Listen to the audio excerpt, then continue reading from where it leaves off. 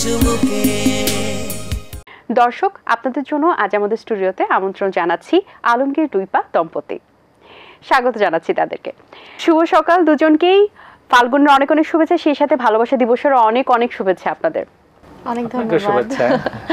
আর এত বিশেষ একটা দিনে আমাদেরকে এখানে আমন্ত্রণ জানাবার জন্য অনেক অনেক ধন্যবাদ জানাচ্ছি। আপনারা দুজনে আমাদের জন্য অনেক স্পেশাল এবং আপনাদের দুজনকে একসাথে পেয়ে আমাদের অনেক ভালো লাগছে।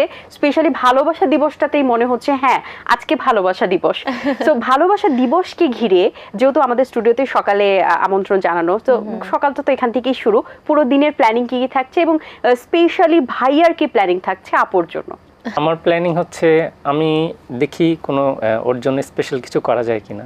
সারপ্রাইজ আছে, ওকে। কারণ ও আবার সারপ্রাইজ পেলে খুব খুশি হয় আর কি। লুইপাপু, এই প্রিয় দিনে মানে প্রিয় একটা সময়ে প্রিয় মানুষের কাছে কি প্রত্যাশা আছে আপনার? আমার জন্য আসলে প্রত্যেকটা দিনই স্পেশাল, মানে আমরা একসাথে আছি এটাই হচ্ছে আমার কাছে বিশেষ মনে হয়। প্রত্যেকটা দিন, প্রত্যেকটা মুহূর্ত। সো একটা দিনকে আলাদাভাবে ওভাবে করে কিছু পেতে চাই না আসলে, মানে ওরকম কোনো এক্সপেকটেশন নাই। বাট আমার কাছে মনে হয় কি আমাদের যেহেতু কাজের জায়গাটা এবং পার্সোনাল লাইফটা দুটোই মিলেমিশে একাকার, আমার কাছে মনে হয় যে বিশেষ দিনগুলোতে যদি আমরা একসাথে কাজ করতে পারি, একসাথে গান করি, একসাথে স্টেজে কোনো প্রোগ্রাম থাকে বা টেলিভিশনে যে একসাথে এসেছি, সেটাই আমার কাছে একটু বেশি বিশেষ মনে হয়ে যায়। সো লুইপাপু, আপনার কাছে ভালোবাসার সংজ্ঞাটা কি? ভালোবাসার সংজ্ঞাটা হচ্ছে সবসময় আমরা নিজেকে ভালো রাখতে চাই। সো যখন আমরা নিজেকে স্পেশাল ফিল করি, নিজেকে যেন সবসময় বিশেষ মনে হয়, আমার এটা প্রত্যেকটা মুহূর্তে বোধ করতে পারছি যে আমি নিজেকে যতটা ভালোবাসি আমাকেও আরেকটা মানুষ ততখানি ভালোবাসছেন। সেটাই আসলে শুকর আলহামদুলিল্লাহ অনেক বড় পাওয়া এবং সেটাই আমার কাছে ভালোবাসা। এবং ভাইয়ের কাছে ভালোবাসার সংজ্ঞাটা কি? ভালোবাসার সংজ্ঞাটা হচ্ছে আমার কাছে শুধুই আপু আপু তো অবশ্যই। আমার কাছে মনে হয় যে এইভাবে যেভাবে আমরা আছি এভাবে সারা জীবন যেন একসঙ্গে থাকতে পারি এবং ভালোভাবে থাকতে পারি, এতটুকুই। আচ্ছা, বাহ, খুব ভালো। আপু, আপনাকে পেয়েছি, গান তো হবে অবশ্যই এবং আমরা ভাইয়ার গানও শুনবো, কিন্তু শুরুটা একটু করতে চাই আপনার গান দিয়ে। একটা সুন্দর আমাদের সুন্দর সকালে ভালোবাসা দিবসকে কেন্দ্র করে একটা রোমান্টিক গান শুনতে চাই আপনার কণ্ঠে। নিশ্চয়ই। আমি বরং একটা কাজ করি, ভাইয়ার পছন্দের একটা গান গিয়ে শোনাই। আরো ভালো, ভাইয়া তো খুশি হয়ে যাবে। ভালোবাসার একটা গান, তাহলে ভালো লাগবে। জি। ভাসিলে ভাসিব,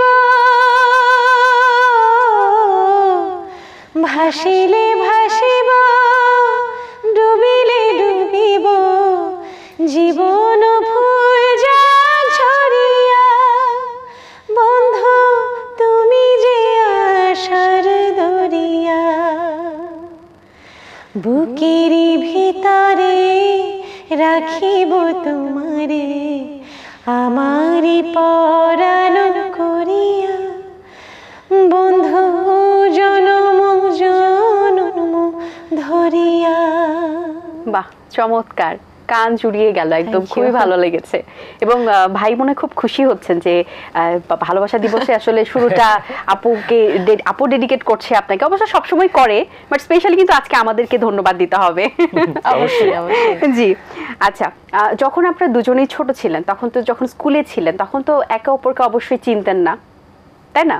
সো দুজনই অবশ্যই যখন কলেজ লাইফে উঠেছেন, ইউনিভার্সিটি লাইফে উঠেছেন, তখন তো মোটামুটি প্রেমে পড়েছেন অবশ্যই। কেউ স্কুলে পড়ে, কেউ কলেজে পড়ে, কেউ কেউ ইউনিভার্সিটিতে উঠে পড়ে।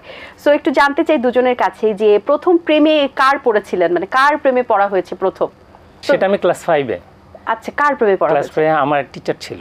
আচ্ছা, আমাদের আসলে আমার 6 উনি আমাকে পড়াতো আর কি। আচ্ছা।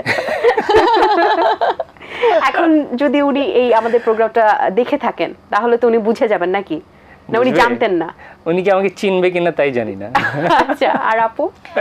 আমি আসলে আমার প্রথম প্রেম অনেক প্ল্যাটনিক লাভ, মানে আমি প্রথমে যেই 4-5টা প্রেমে পড়েছি 4-5টা প্রেমই আমার প্ল্যাটনিক লাভ ছিল।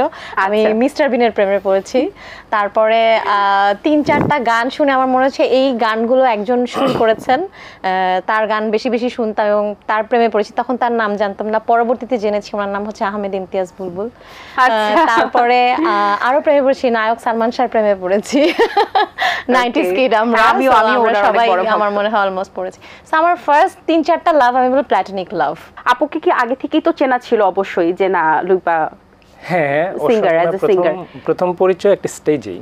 আচ্ছা ও গান করতে আসছিল, তো সেখানে আমি তখন মিউজিশিয়ান হিসেবে ছিলাম সেই স্টেজে। আচ্ছা তো বড় তখন ভাই হিসেবে সে আমাকে র্যাগও দিয়েছে সেই স্টেজে, অন আচ্ছা। স্টেজ। তখন কি রাগ হয়েছিল নাকি? না, তখন মানে অ্যাজ এ সিনিয়র মিউজিশিয়ান আমি তো অনেক রেসপেক্ট নিয়ে উঠেছি স্টেজে। সে আমাকে বলছে যে তুমি আমাদেরকে চিনো, মানে অনেক ভাব my নিয়ে বলছে, God, হ্যাঁ। তুমি যে গান গাইতে গেলা তুমি কি আমাদেরকে চিনো? তো আমি বলছি জি ভাই আপনাদেরকে তো চিনি। তো বলছে কোথায় দেখছো আমাদেরকে, কিভাবে চিনো?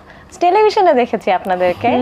তো বলে তারপর র্যাক দিল একটা মানে ডু অর ডাই। ওকে, তো ডু বেছে নিলাম, ডাই তো ডেফিনেটলি না। ডুবে ছিল পরে ভাইয়ের সাথে থাকার ডু একদম। না, আমি আবার Okay. ভাবলাম কি যে ডেয়ারটাই নিয়েছেন আমি আপু ভাবলাম একদম। যে একটা পিচ্চি মেয়ে এসে ওর নাম অ্যানাউন্স করার পরে ও গান গাইতে চলে যাচ্ছে, আমাদেরকে কিছু হ্যালো বললো মানে না, পাত্তাই সালামও দিল দিল না, না, তাই পাত্তা না? দিল না। আচ্ছা, চলতো আর কি। ইগোতে লেগেছে। হ্যাঁ। আচ্ছা, আপু তো অবশ্যই দেখতেও সুন্দরী মাশাআল্লাহ, এবং তাই? গান যা আজকে কিন্তু ভ্যালেন্টাইন ডে ভাই। সো আপুকে দেখে ভালো লাগার মতোই স্বাভাবিকভাবে, হ্যাঁ। কিন্তু এমনিতে আদার্স কোন গুণটা দেখে আসলে আপুর উপর আপনি আকৃষ্ট হয়েছেন, যে না মনে হয়েছে যে না আমার জীবন সঙ্গিনী হিসেবে তাকে আমি বেছে নিতে পারি? এই হাসো তো। আচ্ছা, হাসির প্রেমেই পড়া হয়েছে। ওকে, আর হাসিটা- আপুকে যদি সেম কোশ্চেন করা হয় যে ভাইয়ের কোন গুণটা ভালো লাগছে, প্রথমে যে র্যাক দিয়েছে এটার পরে তো আমি হলে কথাই বলতাম না, সেই হিসাবে কিভাবে কি হয়ে গেল? ও আমি সবসময় একটু ট্র্যাজেডি পছন্দ করি। Okay. আমার মানে ছোটবেলা থেকেই আমার ট্র্যাজেডি ভালো লাগে। সো সে যখন ফার্স্ট র্যাক দিল আমাকে তখনই আমার একটু ভালো লেগেছে যে আচ্ছা। বাহ, নিশ্চিত বিষয়টা জিনিসের খুবই প্রতি unique। মানুষের আকর্ষণ হ্যাঁ, সবসময় বেশি থাকে। বিষয়টা তো ইউনিক। বাট তখন প্রেমে পড়িনি, পরে তার অনেক গুণ আমাকে আকৃষ্ট করেছে। আসলে সে ডেফিনেটলি আমি বলবো যে বাংলাদেশের খুব ভালো মিউজিশিয়ানদের মধ্যে একজন, অবশ্যই। যেটা আমার খুব ভালো লেগেছে, যেহেতু আমার মিউজিকের প্রতি একটা ফ্যাসিনেশন সবসময় কাজ করে। আর তাকে ওভারঅল আমার খুব রেসপন্সিবল একটা মানুষ মনে হয়েছে, যেটাই আমাকে খুব বেশি টেনেছে তার দিকে।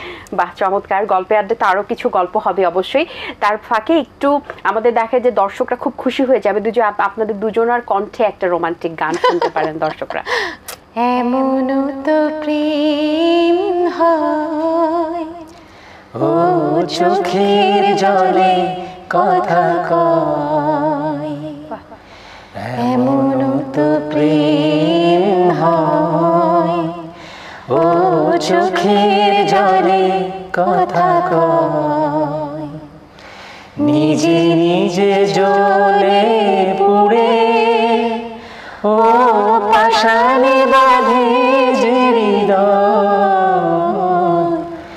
এমন তো প্রেম হয়, ও চোখের জলে কথা কয়। চমৎকার, অসংখ্য ধন্যবাদ, খুবই ভালো লেগেছে। এত Thank you. রোমান্টিক ওয়েতে দুজনের দিকে তাকিয়ে গাইছিলেন গানটা, মানে অসম্ভব সুন্দর হয়েছে। ভ্যালেন্টাইন ডে একেই বলে। আমার তো ভীষণ জেলাস হচ্ছে ভাই। আচ্ছা, Thank you so much. খুবই ভালো লেগেছে। আচ্ছা, এবার একটু জানতে চাই যে দুজনের যদি বলি প্রশংসা করতে, তাহলে তো আসলে শেষ হবে না। একটু দোষের কথা বলতে চাই যে ভাই আপুর জন্য 3টা দোষ বলবে এবং আপু ভাইয়ের 3টা দোষ বলবে। আচ্ছা, দোষ বলতে পারি, বাট যেটার সাথে আসলে আমি নিজে ইউজ টু হয়ে গেছি এখন, সেটাই তার মানে পার্ট বলেই আমার মনে হয়। তারপরও যেহেতু মেনশন করতে হবে মেনশন করছি। প্রথমত আমার মনে হয় যে এটা তার একটা অনেক মানে শুরু থেকে যখন থেকেই চিনি তখন থেকেই দেখছি যে সে খুব অ্যাবসেন্ট মাইন্ড থাকে আর কি। এটা সে শিল্পী মানুষ, সে কারণেই হয়তোবা। আর দ্বিতীয়টা হচ্ছে তার রেগে যাওয়াটা।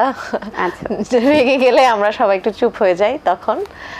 আর আরেকটা দোষ তো আসলে খুঁজে পাচ্ছি না। তারপরও কি বলবো, যখন আমাকে বকা দেয় তখন হ্যাঁ, আমার এটা ভালো আসলে ওটা লাগে একটা না। সবচেয়ে বড় দোষ। এটা অনেক বড় এত দোষ। সুইট একটা, মাঝে মাঝে আমাকে বকা দেয়। একটা সুইট একটা মানুষকে বকা দেওয়া যায়, চেহারা দেখলে তো মনে হয় যে না রাগ চোখ চলে যাক।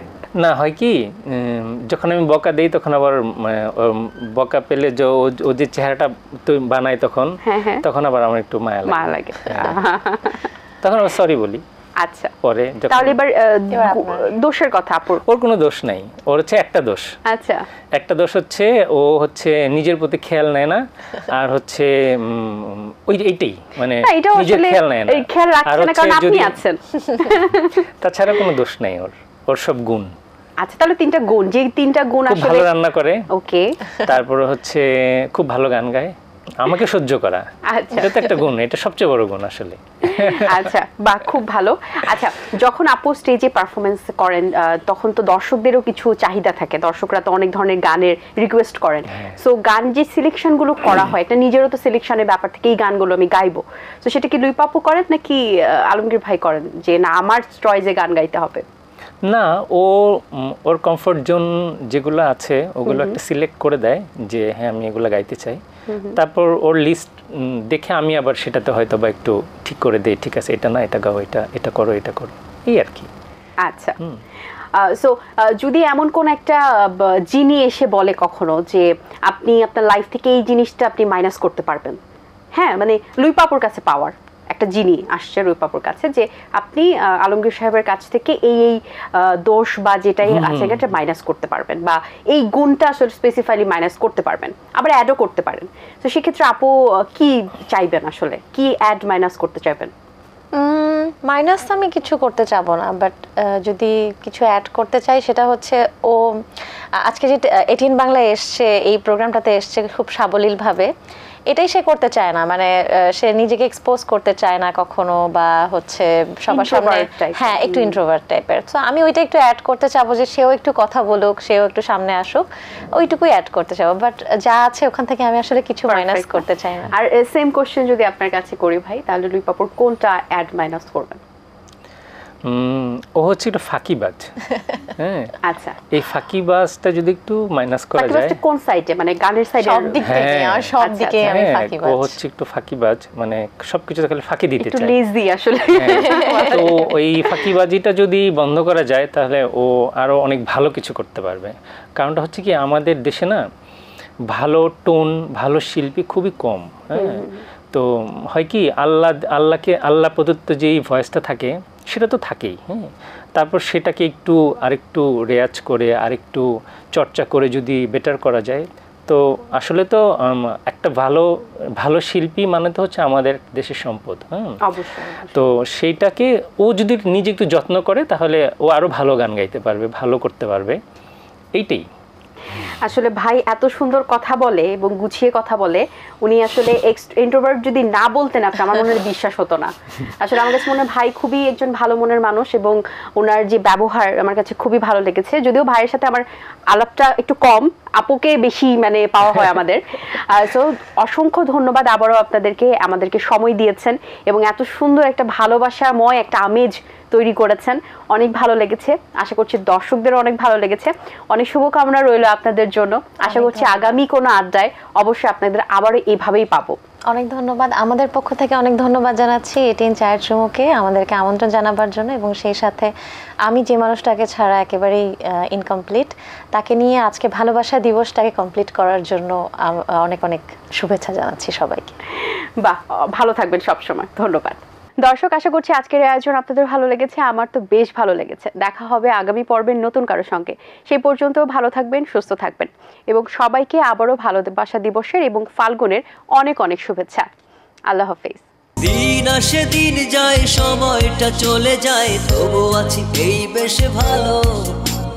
জীবনটা রঙময়, যেভাবেই হওয়া চাই, নয় কবু সাদা কালো। এই আশাতে স্বপ্ন ভাসে, সুখ হাসে চোখে মুখে, চায়ের চুমুকে।